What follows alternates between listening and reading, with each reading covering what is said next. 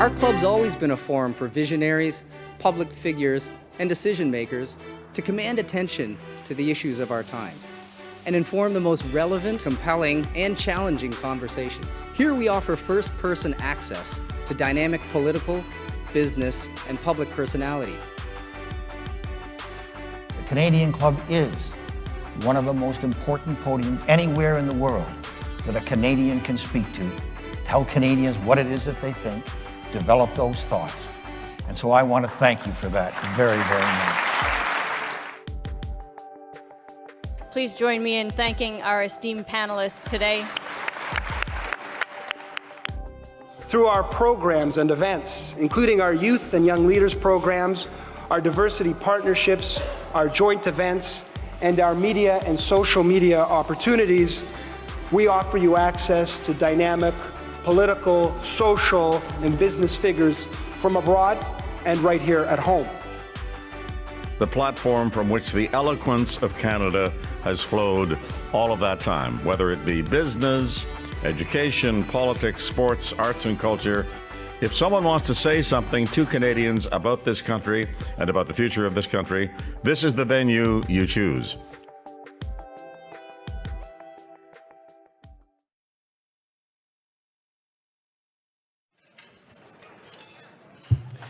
Good afternoon, everybody, again, and I hope you enjoyed your lunch and you're ready to get back underway. Special welcome to those of us joining online. Thank you for spending part of your afternoon with us. Now, it's been nearly 127 years, and our club continues to thrive, thanks in large part to the generous support of our sponsors. Today's event is sponsored by EY, TD, TMX, and Bruce Power. We thank you for your generous support, and I'd also like to proudly thank our season sponsor, Canadian Bankers Association, and our official airline partner, Air Canada. We really couldn't put these on without all of your support, so thank you very much for continuing to invest in our club. Also, our entire season is carbon neutral thanks to a partnership we have with Canada's Forest Trust. So through this partnership, they plant forests on our behalf to offset our entire season's carbon impact, and then they nurture them for future generations. So thank you, CFT, for planting a forest and maintaining it in our honor. Thank you.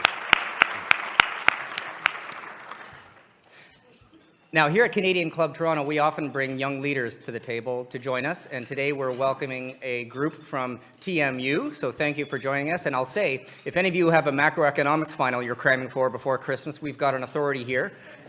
You can ask questions if you want to check your answers, and in fact, that goes for everybody.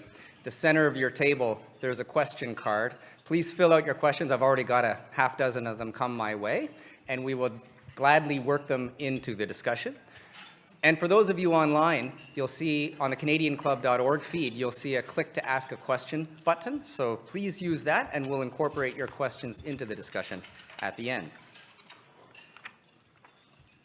Now, as I mentioned a little earlier, the Bank of Canada has many functions, but we often think of monetary policy in first. And indeed, the bank made its most recent interest rate announcement on December 6th, and we are fortunate to have the governor with us to elaborate and talk a little bit more about that.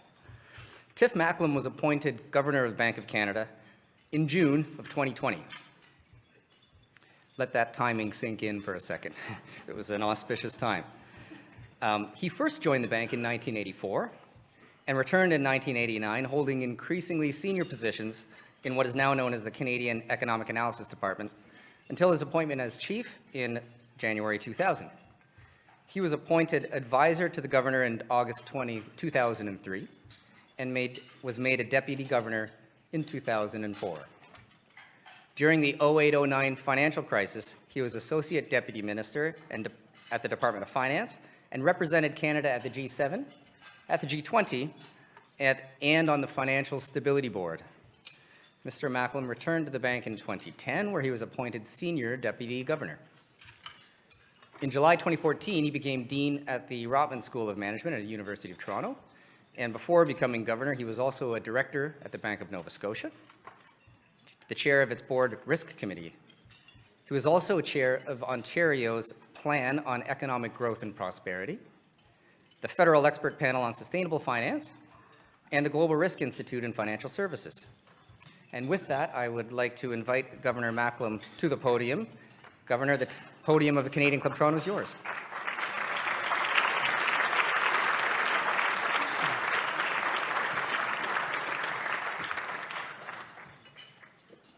Well, thank you, Glenn, for that lovely introduction, and good afternoon to everybody. It is a great pleasure to be back in Toronto for this, my final speech of the year. I want to thank the Canadian Club Toronto for the invitation, and I want to thank all of you for joining me today. I am looking forward to our discussion, and I'm looking forward to hearing from as many of you as possible. As the year ends, I can't help but reflect on the year that was and think about the year ahead. We've come a long way toward restoring price stability. This was our second year of monetary policy tightening, and that work is paying off. The economy is no longer overheated, and that is relieving inflationary pressures. Inflation's come down from just over 8% in the middle of last year to 3% in October, 3.1% in October to be precise. That's significant progress. But to many Canadians, I know it doesn't feel great. We are in the tough phase of the monetary cycle. Inflation's come down, but it's still too high. And the increases in interest rates that are needed to relieve price pressures are squeezing many Canadians. L'année 2024 sera une année de transition. Les effets des augmentations de taux passés vont continuer à se transmettre dans l'économie. Ça va ralentir les dépenses et limiter la croissance de l'emploi. C'est malheureusement nécessaire pour bien freiner l'inflation. Cette période de ralentissement va faciliter un retour à une économie plus équilibrée. La croissance et le marché du travail devraient se redresser plus tard en 2024. L'inflation devrait se rapprocher de la cible de 2%. Quand le conseil de direction sera convaincu que la stabilité des prix est en voie d'être rétablie, on pensera à baisser le taux directeur et au meilleur moment pour le faire. Je sais. Il est tentant de commencer à parler à ces baisses, mais il est encore trop tôt pour y penser. Looking ahead, I expect 2024 to be a year of transition. The effects of past interest rate increases will continue to work through the economy, restraining spending and limiting growth and employment. Unfortunately, this is what's needed to take the remaining steam out of inflation. But this period of weakness will pave the way to a more balanced economy. We expect growth and jobs to be picking up later next year, and inflation will be getting close to the 2% target. And once Governing Council is assured that we are clearly on a path back to price stability, we will be considering whether and when we can lower our policy interest rate. I know it's tempting to rush ahead to that discussion, but it's still too early to consider cutting our policy rate. Until we see evidence that we are clearly on a path back to 2% inflation, I expect Governing Council will continue to debate whether monetary policy is restrictive enough and how long it needs to remain restrictive to restore price stability. In a world with increased macroeconomic volatility, we are also conscious that we may need to be nimble, and we should be humble about our forecasts. Looking beyond next year, we also need to be thinking about what the post-pandemic normal will look like. In the past few years, the Canadian and global economies have experienced enormous volatility. And while the pandemic is behind us, wars, geopolitical tensions, climate risks, high debt levels all pose new challenges. And against this background, it's critical that we learn from the high inflation that we've seen since the pandemic so that we can come out of this difficult period better prepared for what lies ahead. These are the themes I want to talk about today. First, I'll look ahead to what you can expect in the economy in the coming year. Then I'm going to explain what you can expect from the Bank of Canada as we complete the journey back to price stability. We're never going to have a crystal ball, but the experience of recent years does have some important lessons. We've learned some things, we're adjusting, and I want to tell you how. So let me start with the outlook. We're working on a new forecast and we'll release our fully updated economic projections in late January. But we have a good idea of the broad strokes. Economic growth stalled through the middle of this year, and we expect it to remain weak into 2024. The excess demand that drove prices higher over the past 2 years is now gone, as higher interest rates and tighter global financial conditions have helped the economy rebalance. With the cost of living still increasing too quickly and with growth subdued, the next 2 to 3 quarters will be difficult for many. Consumers will continue to hold back spending. Businesses will see weak demand, and employment will probably grow more slowly than the labor force. That means the unemployment rate will likely increase further. That brings me to the inflation outlook. As growth slows, inflation pressures will ease, but we can't rule out some bumps along the way.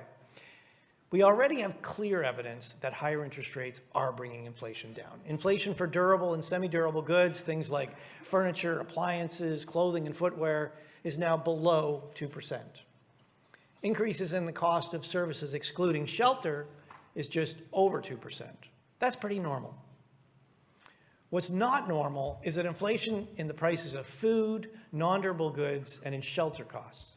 Food price inflation has eased, but it's still about 5.5%. That's hurting everyone, especially lower-income Canadians. Inflation in the prices of non-durable goods, excluding food and energy, things like cleaning supplies, personal care items, that's running about 4.5%. And inflation in the cost of shelter services has actually risen to almost 7%. Now, taken together, these 3 big categories of goods and services make up almost half of the CPI basket. So it's no wonder that people are still feeling the pressure of higher prices. Unless the pace of price increases in these big categories slows, it's going to be hard to get overall inflation down to the 2% target. Now, the first 2 show some promise. Food price inflation should decline further as lower agricultural prices and transportation costs gets passed through to the prices of groceries. And slowing demand should moderate non-durable goods price inflation.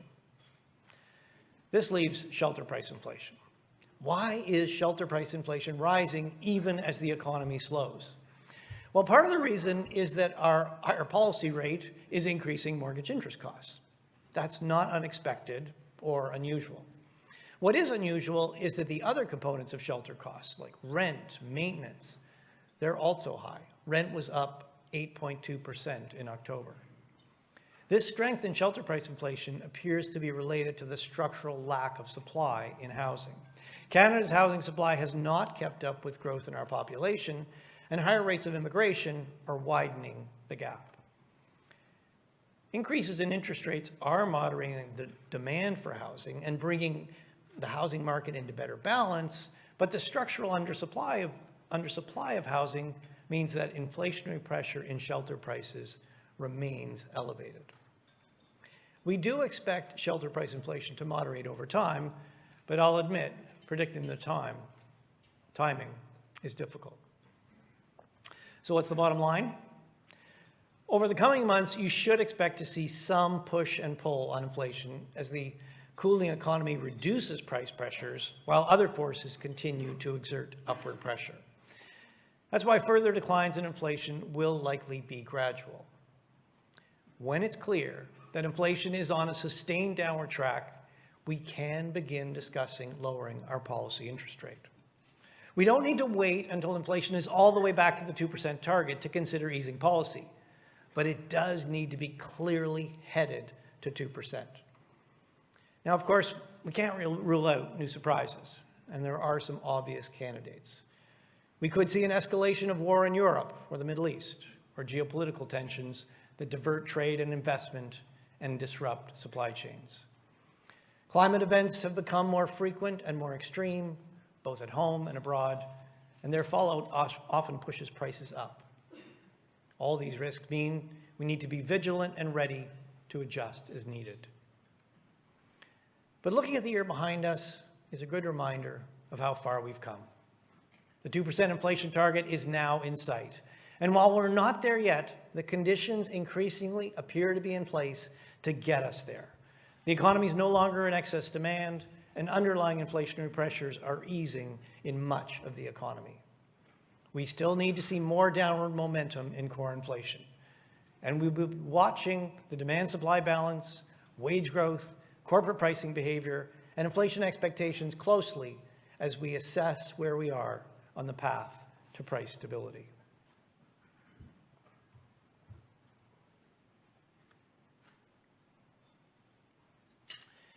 We're also learning from the volatility over the past few years. If we take on board the lessons we've learned, we can come out of this difficult monetary cycle better equipped than when we went into it. In my year-end speech last December, I talked about some of the lessons from the high inflation that followed the pandemic. I highlighted 3. It's a lot easier to restore demand than supply. Supply problems have a much bigger effect on inflation when the economy is overheated. And to better identify emerging inflationary pressures, we need to look beyond the aggregate economy and understand sectoral pressures. Today, I want to add 2 more lessons. The first one, we've actually had to relearn.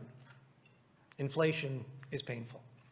It harms Canadians and it harms the economy. It makes people angry and it tears at the fabric of society. I talked about this 3 weeks ago in St. John, so I can be brief here. An overwhelming majority of Canadians say high inflation has made them feel worse off, and almost nobody feels better off. It's a reminder of the bitter experience of the big inflation in the 1970s. In the past 2 years, a whole new generation of Canadians has experienced the pain of inflation for the first time, and we've relearned that inflation is our common enemy. Second, we've learned how valuable public trust is in the fight against inflation. We didn't have this trust in the 1970s, and it proved very difficult to get inflation back down. This time, trust combined with our forceful monetary policy response has kept longer-run inflation expectations anchored on the 2% target. And inflation is coming down with less short-term economic cost. To keep that trust we have, and to restore the trust we've lost because inflation has been too high for the past couple of years, we must improve transparency and communicate more clearly and more broadly. We're taking these lessons to heart. They're informing our work and our policy decisions. And this brings me to what you can expect from the Bank of Canada as we work to restore and maintain price stability. First, you can expect us to stay the course and get inflation back to the 2% target. Second, we're enhancing our tools and analysis to better assess and respond to inflation amid uncertainty and increased economic volatility. And third, we are continuing to listen more and communicate better, reaching more Canadians where they want to get their information. So let me take each one of these in turn. We're committed to getting inflation back to 2%, and for good reason. At that level, inflation is low enough that people don't need to worry about changes in their cost of living from one year to the next. The economy works better when inflation is low and stable. There's more competition, there's less disagreement about wages and prices, and there's greater stability. Now, some have argued that it's too difficult to get back to 2%. So why not settle for 3%? But you don't raise the target just because you missed it. We've been targeting 2% inflation since 1995, and it anchors our economic and financial system. If you change the anchor when the going gets tough, Well, you don't really have an anchor, and inflation gets less predictable and more volatile. Simply put, price stability centered on our 2% target is the best contribution the Bank of Canada can make to a healthy economy and the financial well-being of Canadians. We're also committed to enhancing our tools and analysis. We don't expect the next few years to be as volatile as the last few have been. But increasingly, leading central bankers and economists see a future with more supply disruptions and more shifts in economic relationships and breaks in the connections we've taken for granted. This underlies the importance of learning from past experience. In particular, we need to pay more attention to the supply side and develop analytical tools that are better equipped to address breaks and shifts. This work is underway and already providing new insights. We've invested in new sources of data to get a more granular picture of supply and demand across sectors and households. This includes a new digital business leaders pulse survey, which is focused on small and medium-sized businesses. Some of you have probably participated in it. It includes broader analysis of labor market indicators and the capacity to analyze very large data sets, such as anonymized mortgages held by Canadians. We have also developed more detailed indicators of supply chain bottlenecks, and we are continuing to evaluate new data sources.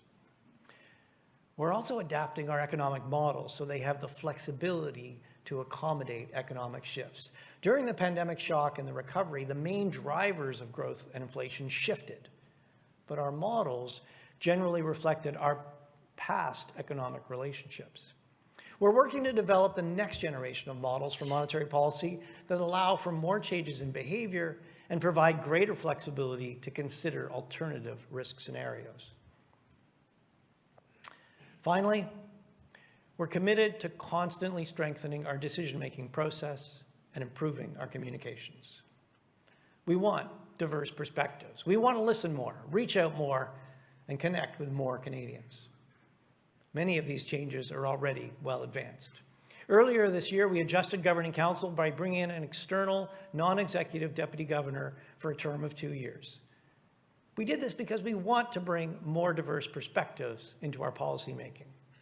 This year, we also began publishing a summary of our deliberations to provide more insight into Governing Council's monetary policy decisions. We have also been providing more plain language summaries and short video clips on social media to explain our decisions and the outlook for the economy. And Governing Council is visiting communities across our vast country to listen to Canadians and explain the work of the bank. You'll see more of this in 2024. Beginning in 2024, we'll also hold a news conference after every policy decision. We want households, businesses, and communities to understand the actions we are taking and why. Taking questions at every decision is my commitment to explain our actions. It's time for me to conclude. Nous avons fait beaucoup de chemin en 2023. Quand je vais faire mon discours à fin de l'année en 2024, je m'attends à voir des changements positifs. Une économie en croissance, plus de projets d'embauche dans les entreprises et une inflation proche de 2%. Bien sûr, prédire l'avenir n'est pas facile. Réduire l'inflation pourrait être plus difficile que prévu. On va devoir rester vigilante. We've come a long way in 2023, and by the time I give my year-end speech next year, I expect the economy will be growing. Businesses' hiring plans will be expanding, and inflation will be getting close to our 2% target. Of course, predicting the future is difficult, and it could be harder to get inflation down than we think. We know we need to remain vigilant.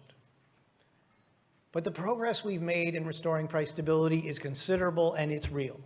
When I gave my year-end speech last year in Vancouver, the latest inflation reading was 6.9%.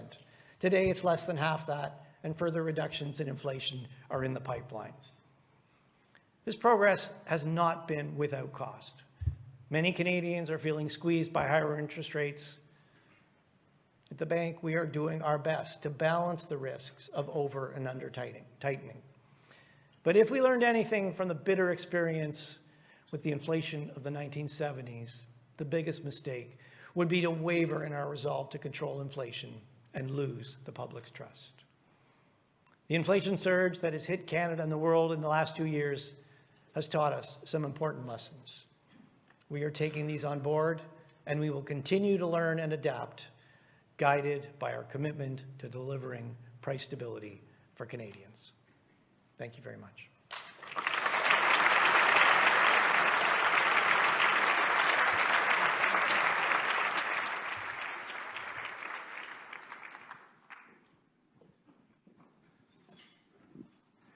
Thank you, Governor, for your remarks. And let me take this opportunity to thank you again for choosing our podium for your final talk of the year. We really do appreciate that. Members and guests, we now have some time for questions, so please use the question cards. I've got a few already, but please get your questions up and we'll try to discuss over the next 15 minutes or so. First one I've got reflects a little bit on comments from the Bank of England and ECB and now Jerome Powell most recently talking about where they're at. And I think the ECB and the Bank of England sounded a lot like your remarks. Jerome Powell was slightly different. I was wondering if you could comment on where you see Canada in the cycle versus the United States. Well, the first thing I want to stress is that we have our own currency in this country. We have a flexible exchange rate, and that means we can run our own monetary policy in Canada that is geared to the circumstances in Canada. And so the Fed's going to do what they need to do. We're going to focus on what needs to be done here in Canada. And the question everybody is asking is, when are you going to lower interest rates? And everybody would like us to put it on a calendar.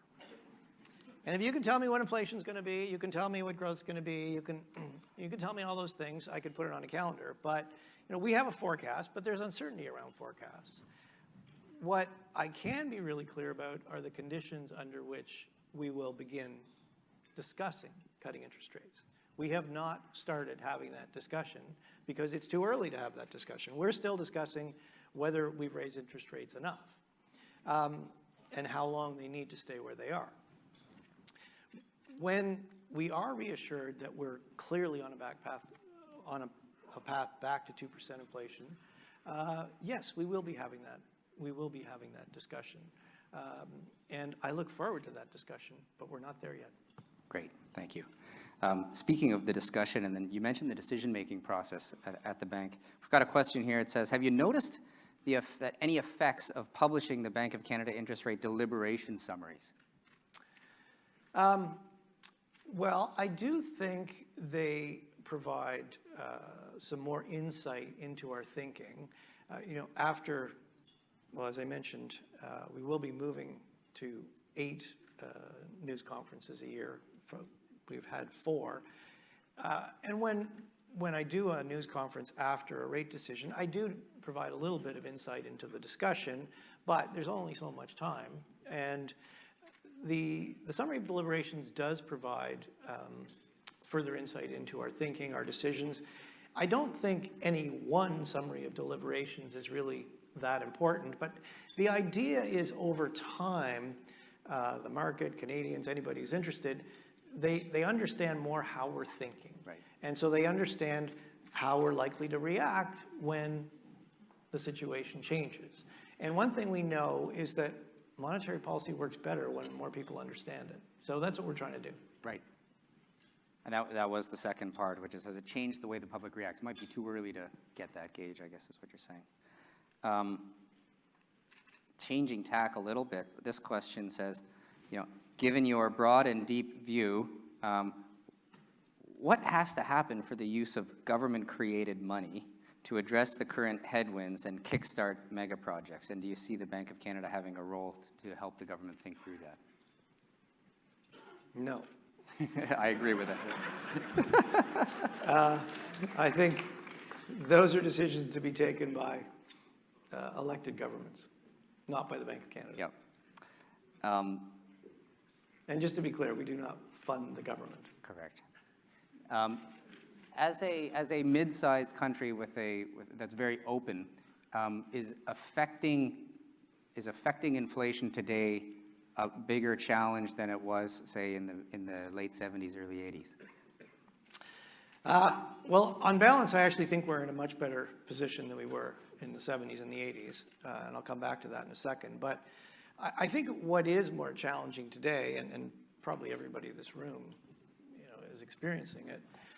The world is much more tightly coupled than it was in the 70s or even the 80s, and so things get transmitted. Everything's happening faster. Things are more connected, and so yes, things reverberate around much more quickly and more powerfully than they did in earlier periods, and so that does add a new level of complexity that whether you're a central banker or you're running a business, we're all dealing with it. Why I think, though, we're in a much better position than we were in the 70s. In the 1970s, there was no monetary anchor. We had, in the 50s and 60s, been on a system of fixed exchange rates. The peg globally was abandoned in the early 70s, and there was nothing really put in place to replace it. So there was no monetary aggregate. There was no monetary anchor. And governments and central banks didn't have the resolve to finish the job, and they were trying to lower inflation in the 70s, but they didn't have the resolve to stay the course and get inflation back down. And so, unfortunately, Canadians and citizens actually around the world lived with a decade of very high and volatile inflation, and that was only ended by a very deep recession. And the difference today is, and so the public expectations were not anchored. There was no real trust in central banks to do the job. That made the job very difficult. Today, we're starting from a much better situation. We've had 25 years of successfully targeting inflation. Inflation, through that 25 years was within our 1 to 3 band 80% of the time. Inflation actually averaged 1.9% over that 25-year period. That really matters. We have a proven record that we can and will bring inflation back to target. So this time around, when inflation went up rapidly, you didn't see long-run expectations of inflation move very much. They've stayed well anchored. Now, of course, that was combined with forceful action. We couldn't just wait and let this problem solve itself. It wasn't going to solve itself. We did take forceful action and raise rates rapidly, but the combination of much more trust or credibility in central banks with a forceful response has kept inflation expectations much better anchored. And so inflation actually has come down much more quickly than it did in the 70s and at much less economic cost. Thank you. Different one. With core inflation still elevated, how would you describe the effect of a carbon tax on overall inflation? Yes, I get asked about this a lot. So let me just preface this by the Bank of Canada does not set the carbon tax. These are government policies. And the carbon tax, it's quite a complicated tax because there's a tax and then there's also a rebate. So sort of looking at its full effect on the economy is no small job, and that's really a job for departments of finance to figure out. We, of course, are charged with controlling inflation, and the carbon tax, because it's added on at the pump or in your heating, does have an effect on inflation. So the carbon tax, there's this question often comes in two ways. If there was no further increases in the carbon tax, what would that mean for inflation? So the planned increases in the carbon tax going forward are adding to inflation about 0.15 percentage points per year. So if you stopped increasing the carbon tax, inflation would be lower by 0.15 percentage points in each year of our forecast. If you eliminated the carbon tax, there would be a once-off drop. That would, by our estimates, reduce the inflation by 0.6 percentage points in 1 year. And after that, you can only eliminate it once, so after that, after the year, it would have no further effect. Now, just to be precise, that is the direct impact of the carbon tax on the three big fuel categories, the biggest one being gasoline. It doesn't include second round effects, but given that the first round effects are not that big and the second round effects are going to be smaller, it's a reasonable approximation. Got it. Now, there's a lot of business people in the room and submitting questions, and I can probably synthesize a bunch of them by saying something like, business leaders will say revenue growth solves a lot of problems, and at the country level, I'd say productivity growth solves a lot of problems. That's something we haven't distinguished ourselves in here in Canada for quite some time. Could you unpack a little bit what you see as either what shows up in the data or what you see in other countries that we don't have here that we could take heed of? Well, that's a whole other speech, but let me say a couple things. First of all, I couldn't agree more. Productivity growth is what underpins rising standard of living for Canadians. Rising productivity is what pays higher wages. It certainly makes your businesses easier. It makes fiscal policy easier. It makes monetary policy easier.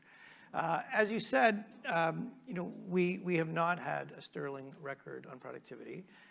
On a positive note, what we've been really good at as a country is growing our economy by adding workers. And we've done that in two ways. We have very high rates of labor force participation, particularly female participation in Canada is way above the United States.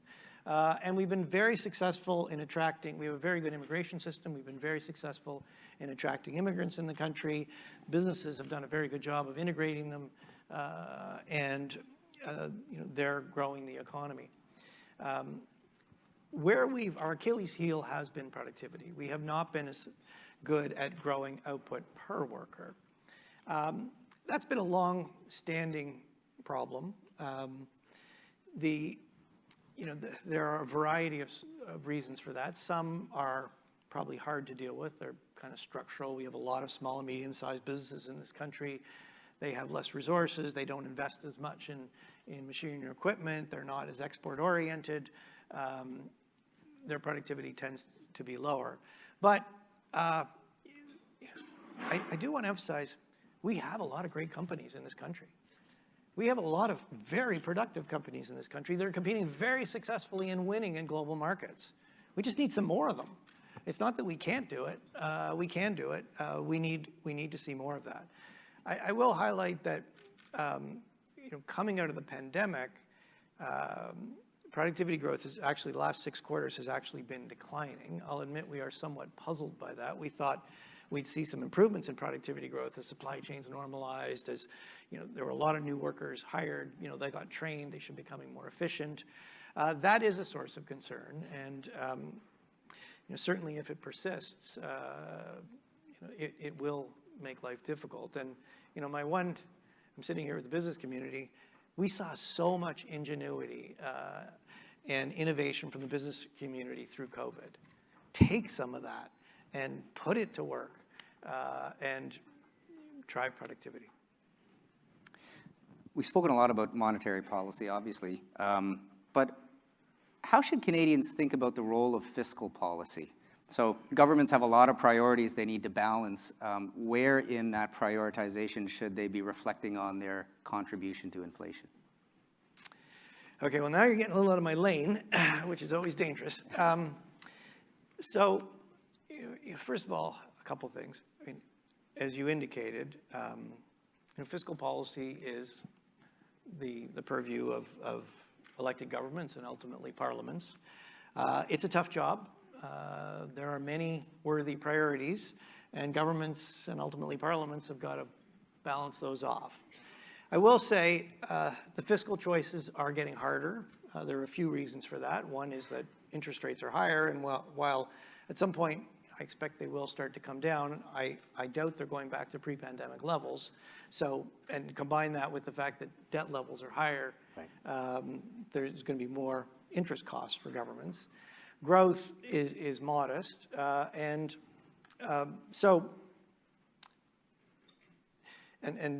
productivity growth doesn't pick up it's going to be even more difficult. So the fiscal choices are getting harder. I think from a monetary policy perspective, what we look at is how are those fiscal choices affecting our outlook and ultimately inflation. So we take government's fiscal plans as given. We look at their budgets, their economic updates. We take those plans as given. We put those in our models, and so we take that into account in our forecasts. And when I was asked at the House Finance Committee about looking forward, if you look at sort of the relationship between government spending on goods and services and the economy's potential output, if you look at the last 2 years, on average, government spending in goods and services has been growing about 2%. The potential growth of the economy, so population growth, productivity growth combined, is growing at about 2%. So government spending isn't really helping us get rid of inflationary pressures. It's not slowing growth. It's not relieving inflationary pressures, but it's not really getting in the way either, because government spending is growing about as much as the supply side of the economy. When we look forward to 2024, we add up all the spending plans of governments. That's growing at about 2.5%. So if they were to realize all that spending, it could start getting in the way of getting inflation down. So that is a concern. That is something we've built into our forecast, and we will be watching that closely. Maybe shifting gears a little bit, how impactful do you expect the real-time payment rail to be on cash flow management associated costs borne by individuals and businesses? Since probably not everybody is totally on top of payments, I'll just remind you that a couple of years ago we implemented Payments Canada implemented a new large value payment system. That's really the backbone of the plumbing of the payment system. And you don't really need, as long as it works, you'll never notice it, which is exactly what we want. The real-time rail is really the next leg to integrate more consumer payments, retail payments into a more modernized payment system. We don't have that in place yet. It's coming. It's a big undertaking, and I think once it is here, it will provide more opportunities for innovation on our payment system, opportunities for new consumer services, and it will be an important step forward in further modernizing our payment system. Does deglobalization and friendshoring, are those inflationary moves? There's no question global supply chains are shifting. I talk to a lot of CEOs. Everybody's looking at, okay, how do I make my supply chain more secure, more resilient? And it's less about just in time, and it's more about just in case. That obviously has a cost. And so yes, that will create more cost. In the trade world, there's a lot more focus now on security than there was. And whether it's governments or businesses, the businesses are thinking twice about where they're putting their investments because they've discovered things can change quickly, and they don't want to be on the wrong side of that. So yes, that probably does, again, have some cost. You're not going to get this for free, but hopefully it is more stable and more secure. So that is an underlying cost pressure in our economy. It's security. The world is changing. It's a real thing. We all have to adapt to that.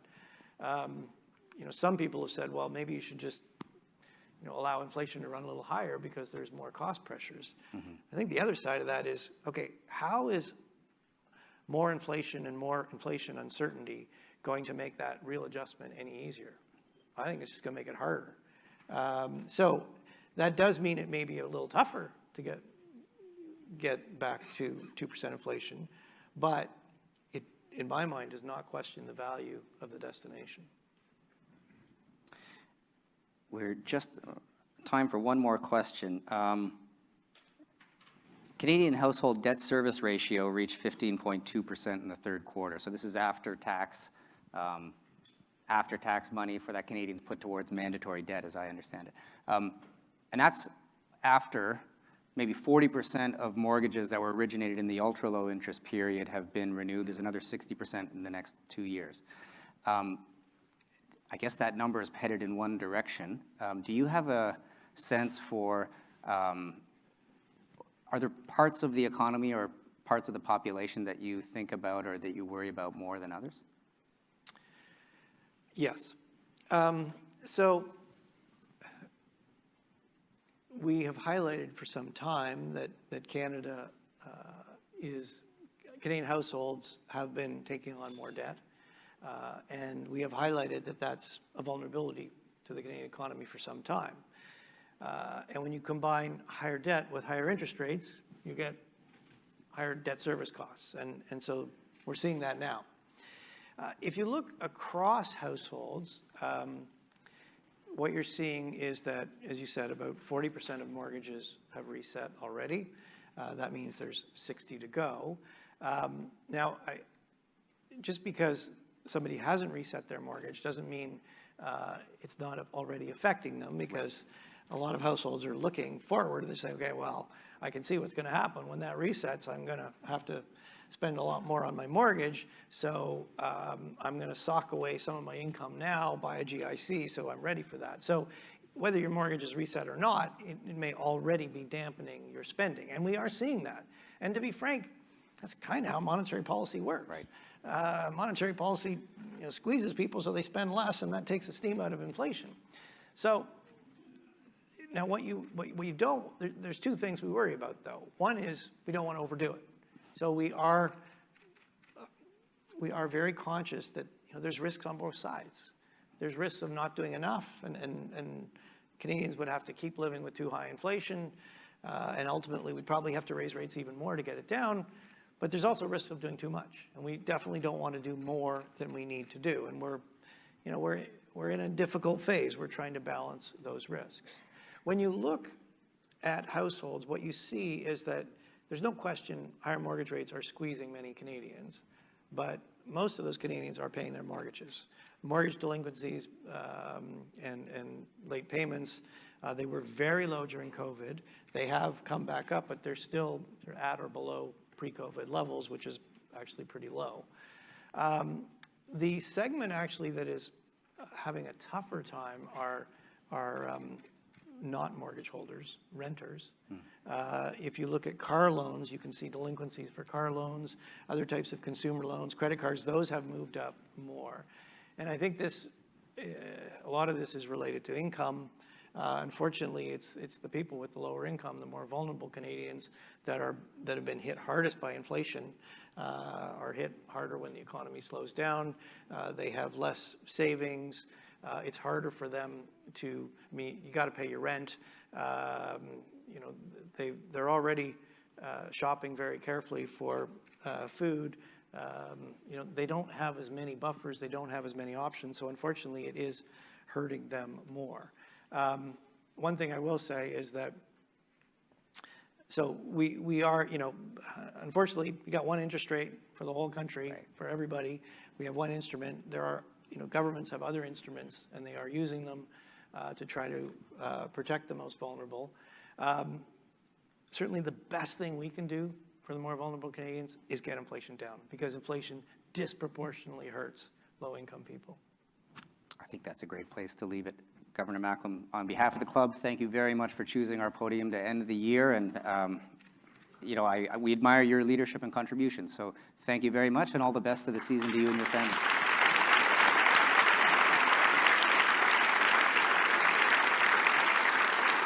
Now. Well, thank you very much. It was a real pleasure, and best of the holidays. Now, before we conclude this event, I just want to invite you to our first one of the new year. Wednesday, January 10th, we have our 47th annual Outlook, which is widely recognized as Canada's best political and economic forecasting lunch. It's also the most fun. Visit us on our website for more information and to register if you haven't already. Thanks to VVC, our AV partner, for your ongoing support. And thanks again to our sponsors, EY, TD, TMX, and Bruce Power. On behalf of the club, have a wonderful holiday, and we'll see you in the new year. Thank you.